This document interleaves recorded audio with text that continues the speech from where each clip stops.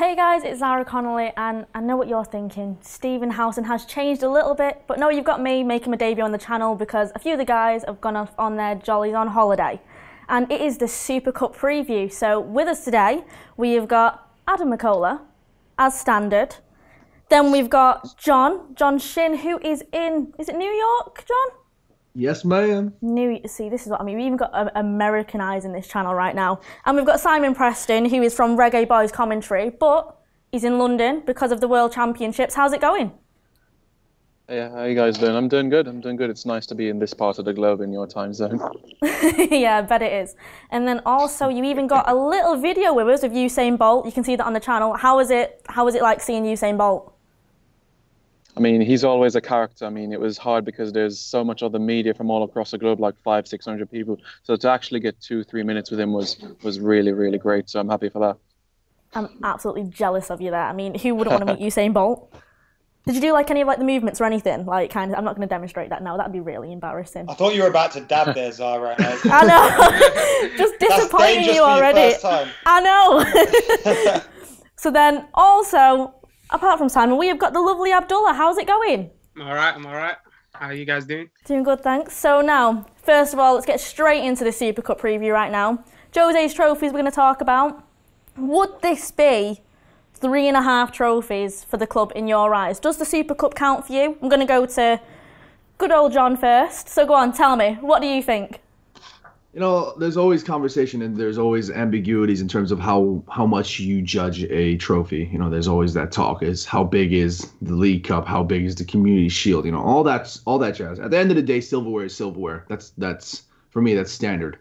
With respect to the Super Cup, you have to understand that this is the Champions League winner versus the Europa League winner. And now, as much as people might not like to associate the Europa League with such a, you know, as to being such a prestigious tournament, I think Champions League, the fact that you're able to have both the winners of a Champions League and the Europa League, both tournaments which are very, very hard to win, kind of shows that you have to have both teams of good quality to come and to be able to play this game. And to have both teams play shows that it's going to be a match that's always going to have some level of good quality. So I think for me, in my eyes, this is a good game. This is a good trophy to win, and I would be more than happy to take another trophy for Jose Mourinho.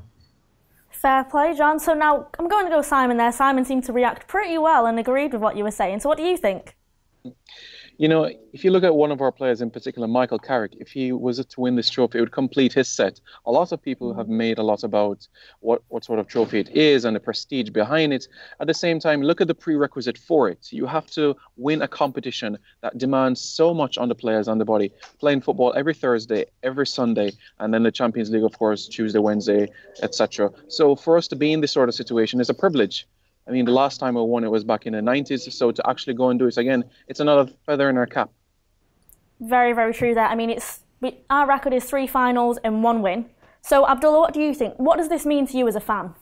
As a fan, obviously, it's another European Cup. Like we said, obviously, the Champions League is the main one. Then you got the Europa League, but it's always a European trophy. And like John said, being in European competitions, there's always quality there. And just getting to the Super Cup for me is just kicking off the season.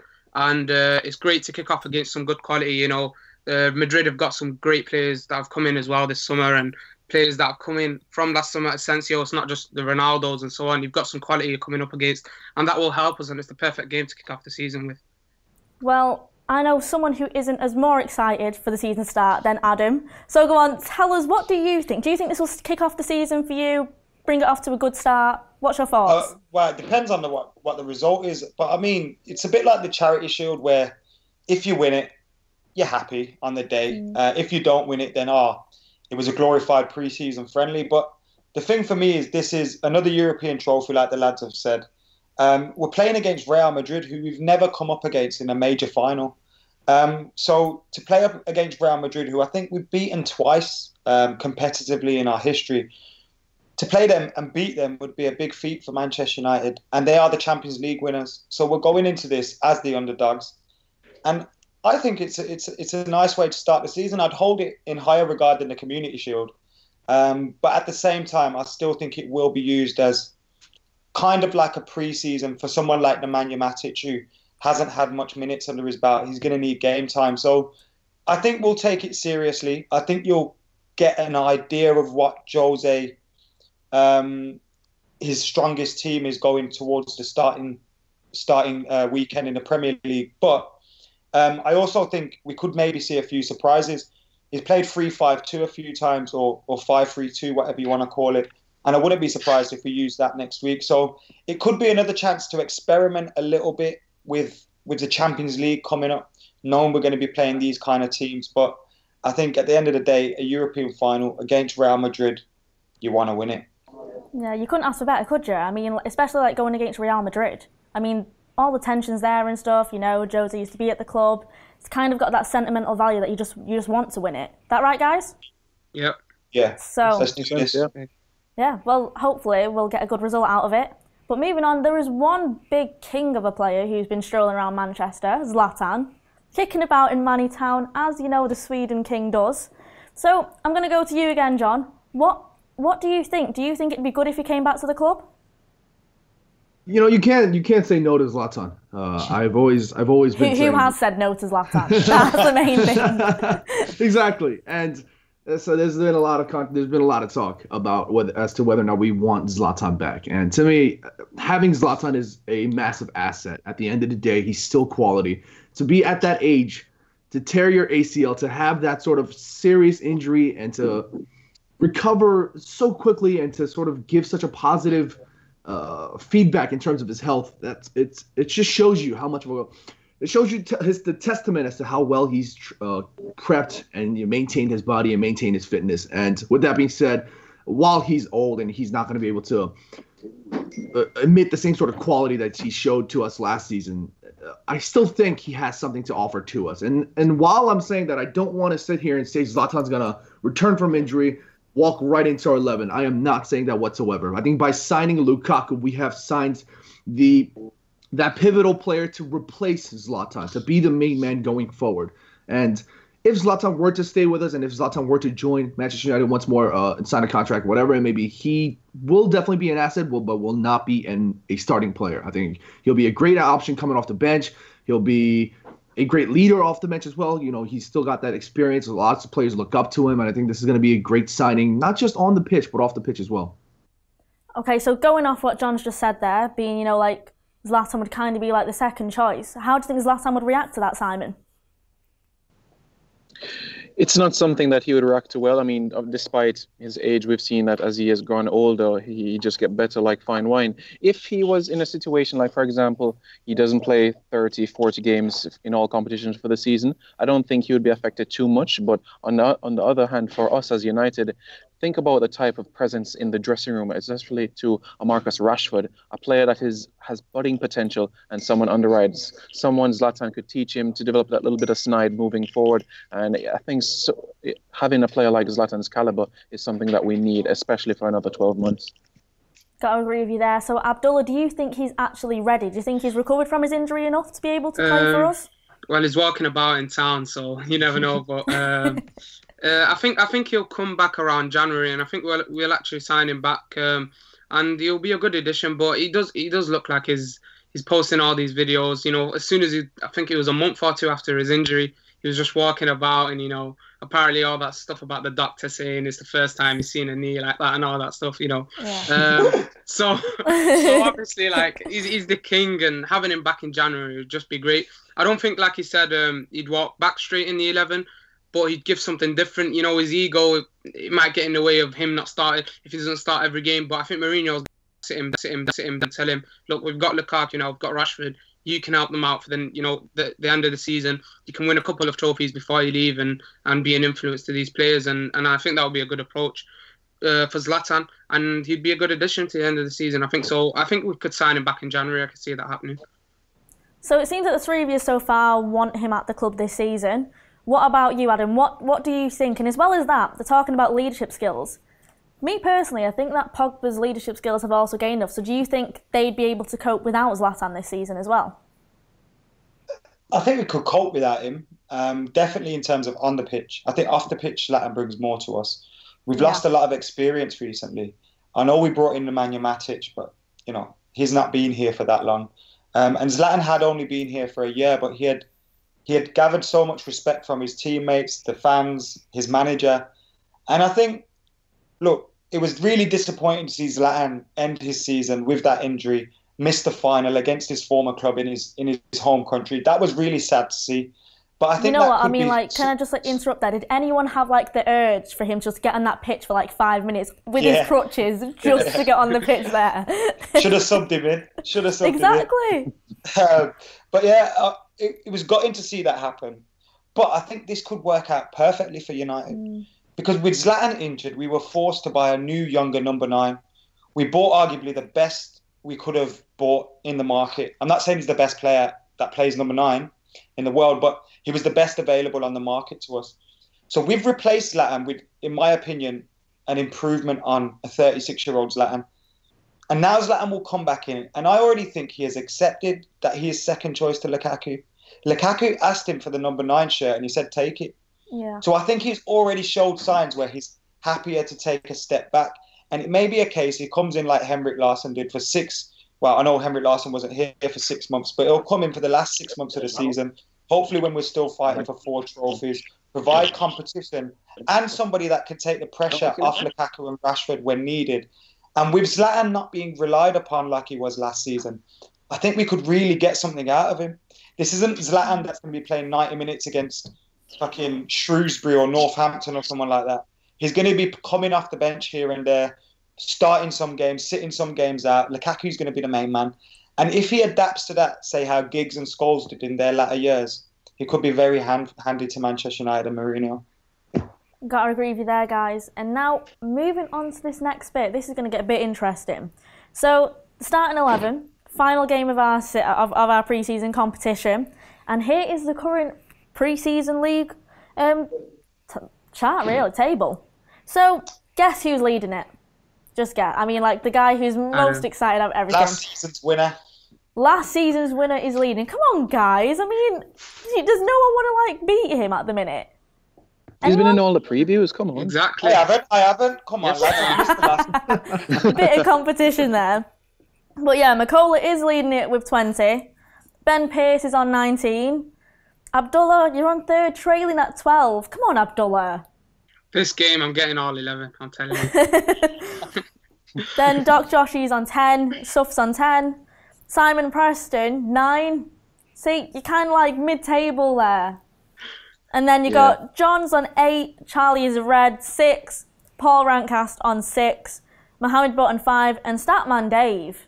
Statman Dave is being relegated. He's on 4. He's last. Statman. Okay, so I spent a lot of time on this, obviously. I knew that Adam was leading. I didn't want to get relegated. I love FullTimeDEVILS. So anyway, we're gonna go straight to it. I'm gonna go with a 3-5-2 here. I thought a lot about how Jose Mourinho was going to line this up, and I think Adam was spot on when he was talking about how this is going to be our chance to kind of see a glimpse of what Jose Mourinho's best 11 is going to be. And as much as I'd rather operate in a 4-3-3, I think we're going to be more efficient in a 3-5-2. So I'm going to go with David De Gea in goal, and I got a back 5 with Smalling, Lindelof, and Jones, the central, the 3 partnership there, with Darmian on the left side and Valencia on the right. And I got a midfield 3 of Pogba, Matic, and Herrera with the front 2. Adam's liking that one. Yeah, with the front 2 of Rashford and Lukaku. And I just want to take a quick second to explain why I sort of made that selection.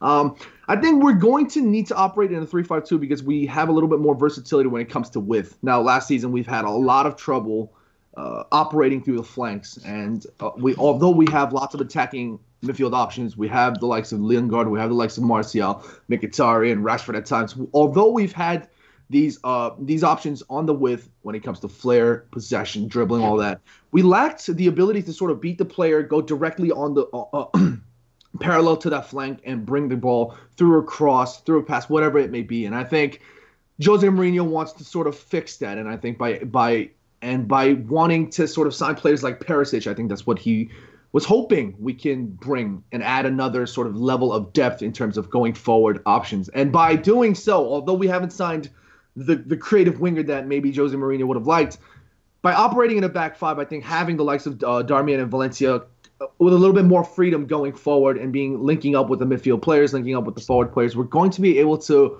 create and expose a little bit more space down the flanks and therefore bring more crosses into the box and therefore link Lukaku's forehead and therefore get a goal. And so that's sort of my understanding as to how I picked this 5-3-2 or 3-5-2, however you like. And I think this is going to be better than Adam's team. Well, you know what? I like that lineup. I mean, John, good start because Jones is suspended. Thanks. No. The ban's been lifted. Apparently, I don't know. Why? I've just searched that now. I was about to laugh at John. Because you know what? I was just gonna say. I just read that. I feel really sorry for you, John, because as you were talking, I could see the other three were like pens out, writing down, researching, trying to do that last-minute analysis on every single player. Sorry for putting you out there, John, but I'm going to do a different order. I'm going to go to Makola next. Makola, tell us your starting 11, the one that's going to keep you top of the leaderboard. Right, now, you know what, yeah? I've thrown a spanner in the works. Jones not being... bollocks. You've got a pick now. I've come to you. I'm going to stick with what I've written down already. David De Gea, Valencia, Smalling, Lindelof, Blind, Darmian, Matic, Pogba, Herrera, Mkhitaryan, Lukaku. Listen, I know we only played Sampdoria, but Mkhitaryan was mint in that in that position just behind Romelu Lukaku. Popped up with so much space, had 3-headed opportunities, probably could have had a hat-trick. And I think, look, I want to see Marcus Rashford starting for Man United, and I don't think we'll play 5-3-2 against West Ham the following weekend and Rashford will start. But in this game, Mkhitaryan in behind Lukaku, I think that will be the way forward in terms of getting something out of this Real Madrid defence because Mickey's mint. You know what? Mickey's had an absolute mint pre-season so far, I think. I see you all nodding your head, so I've not said something controversial at least. But I'm going to go next to Abdullah. Tell us your starting 11. I thought it was Blind and Jones that had a ban after I read the... Blind just got fine, didn't he? I think. Oh, was it fine? Fair enough. But I thought he might have gone Blind, Smalling at centre-back, and I'm going to change it to that. I was going to go Lindelof, Smalling, because I thought, even though Smalling is dreadful, you know, last season he was awful, I thought Blind sort of gives him that cover in terms of his calmness on the ball and so on. So for my back four, obviously De Gea I'm going to go in goal. You'd expect maybe Romero might sneak in there for the European game, but I'm going to go Valencia at right back, that's standard, then Smalling, Blind, and Darmian at left back. I thought he was all right in the Europa League final. And then Matic, Herrera, Pogba, a solid midfield. Herrera moves the ball pretty fast, and then you got Matic, who'll just keep it on locks as a defensive mid. Pogba obviously have more freedom in this game going forward on that left side, hopefully. And then you've got going forward, I think Lingard was rested in the last game or the last 2 games of pre-season. So I'd expect him to come in, even though I would like to see Mkhitaryan, and then maybe bring Lingard on to close off the game if we are winning by any chance. And then you got Lukaku and Martial on the left wing. I think Rashford will be better coming off the bench for me, you know, a bit of a explosive pace in the second half, you know. And I always see like Rashford's impact is better off the bench at times. We've seen it against West Ham away last season. City at home, he changed everything going forward as soon as he came off the bench. So I'd like to see Martial start, and I think he would start Martial. So Martial can prove his point in the Super Cup. You know what? I've got to agree with like the way you spoke about Rashford there. I feel like when he sits on like the bench, he sees how the player's going on, gets really frustrated and just vents out those frustrations on the pitch. And that's like the best way you want a player to be. But now I'm going to go to Simon. Last but not least, Simon, tell us what you think is your... Well, to be fair, you've got to hear all the other 3 guys, you know, their predictions for the starting 11. So you've got full advantage of this now. So go on, tell us. Okay, so I decided to go with a 4-3-3. I have Big Dave in net. I have Valencia at right back, Blind at left, Bay and Lindelof at centre off, Matic holding mid, Herrera, Pogba, and my front 3 of Mickey, Lukaku and Rashford. Now, of course, this is a last opportunity for Jose to test out and fine-tune stuff for West Ham at Old Trafford next week. So I believe if at least for 55 to 60 minutes, have a look at his best 11, or at least close to it, and then give more squad players an opportunity to see what they can offer throughout the season. So that's why I've gone with this sort of a 4-3-3 mix. Fair play there, guys. So we'll find out who is going to be next top of that leaderboard. Who will knock Makola off his throne? No one. Look at how excited he is. Who just who else just wants to push him off I'm that hanging out throne? my arse. Yeah. Did Simon pick Bailly by any chance? Simon picked by you. Did you pick Bailly? Oh, Yeah. Oh, well Yeah. done, Si. well done, mate. Whew. Well done, He's Si. got a ban, mate. Hanging Yeah. around Usain Bolt last night. Done your head in. Yeah. I haven't slept in a little while. So now let's talk about like the opposition, Real Madrid. It's going to be quite like a good pre-season game to play. I mean, like it's Super Cup, so I don't want to treat it as pre-season as such. Kind of treat it like one of the first matches where we kind of go all into it and try and win it basically. I'm going to go to Simon first. What do you think we have to fear from Real Madrid and something we can bring to the table? I don't think necessarily there's something to fear. I mean, we've played some of the best teams on the planet throughout the course of 3 seasons, especially Barcelona, namely. We've seen Real Madrid already, and I'm sure Jose and his backroom staff will be looking at the tapes, analysing the strengths and weaknesses to see what Real Madrid will be bringing, especially in this game in Macedonia. So it's an opportunity for him as well to look at what Real Madrid can be offering this season, the type of style of play they'll do. Will it be different? Is Ronaldo going to be emotional coming up against us? So I think from our standpoint, it's not something to worry. But I think whether we win or lose, I don't think we should take it too much. We have a little grain of salt for it. So if we lose, then it shouldn't be seen as something that defines our season, to be fair. Fair play. So then I'm going to go to you, Abdullah. What do you think? Do you think that Ronaldo will be a little bit emotional coming up against us?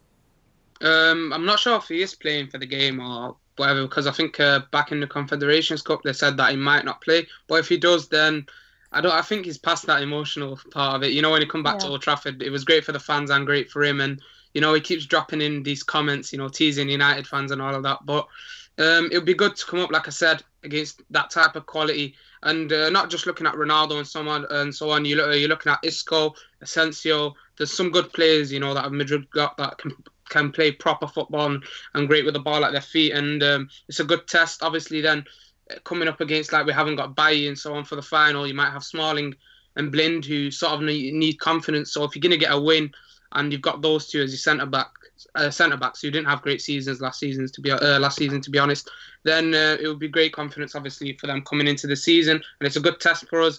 And Mourinho, I don't think he'll take this lightly as well. So it's another European trophy, and you always want to win trophies. You know, we see Klopp the other day saying we played football and that's why we didn't win Europa and all of that, and United were playing defensive and so on. But the fans want to see trophies, and that's why Mourinho got us 2 trophies last season, plus the big Community Shield. Fair play. So then going to you, John, what do you think? I seen you shaking your head a little bit there. Was that agreeing or disagreeing with him? Oh no, I was shaking my head at Jurgen Klopp. I thought the comment was absolutely ridiculous. Yeah. That was pure unnecessary stupidity. But anyways, back to something more important. I think looking at Real Madrid, they haven't had the greatest of preseason. I think if I am not mistaken, I think they have not yet. I think they haven't won 1 game out of the 4 that they played. I'm not too quite sure. But anyways.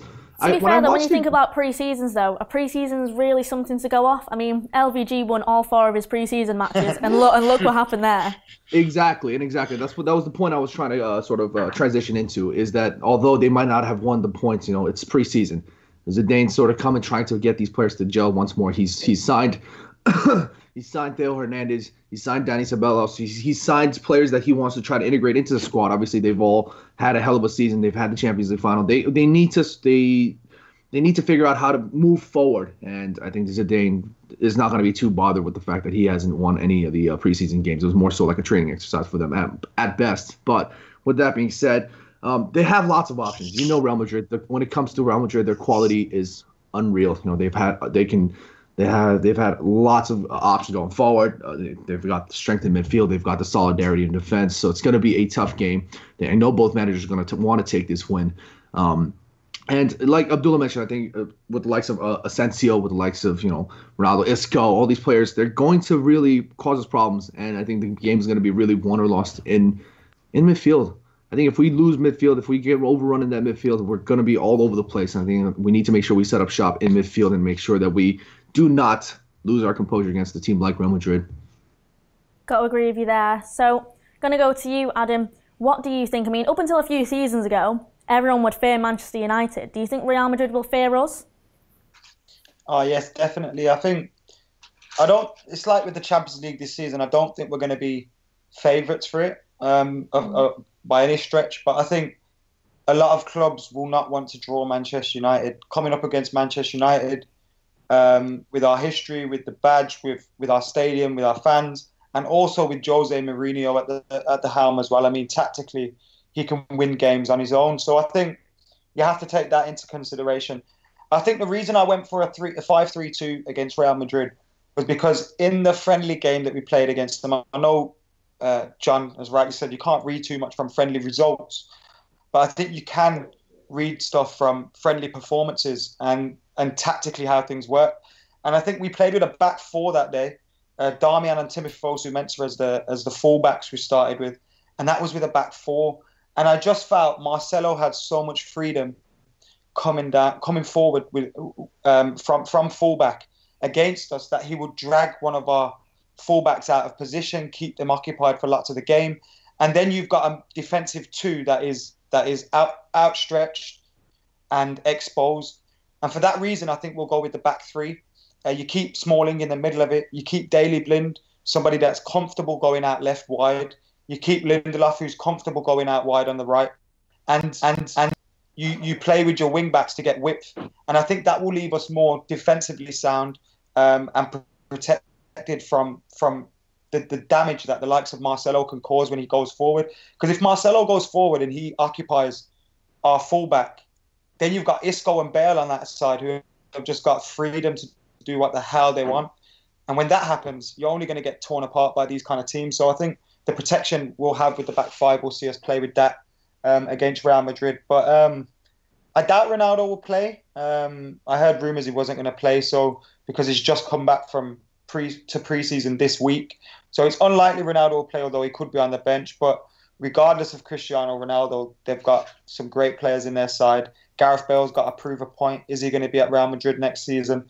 Benzema, Lucas, Isco. We've got great players, man. And of course, my favourite, Modric, who's just great. So there's only one way to finish this off, guys. Score predictions. What do you guys think? So quick little score predictions. John, go to you first. What do you think? I usually go for the salty 1-0s or 1-1s or 1. I'm gonna go for 3-2 today. I think there's gonna be goals in this game. I'm gonna go for 3-2 to Manchester United. That is a spicy choice there. Go on, Simon. What do you think? I'm gonna go 1-0 United with Rashford in the 93rd minute. Oh, well, got the score there. Who's gonna score? What about you, Abdullah?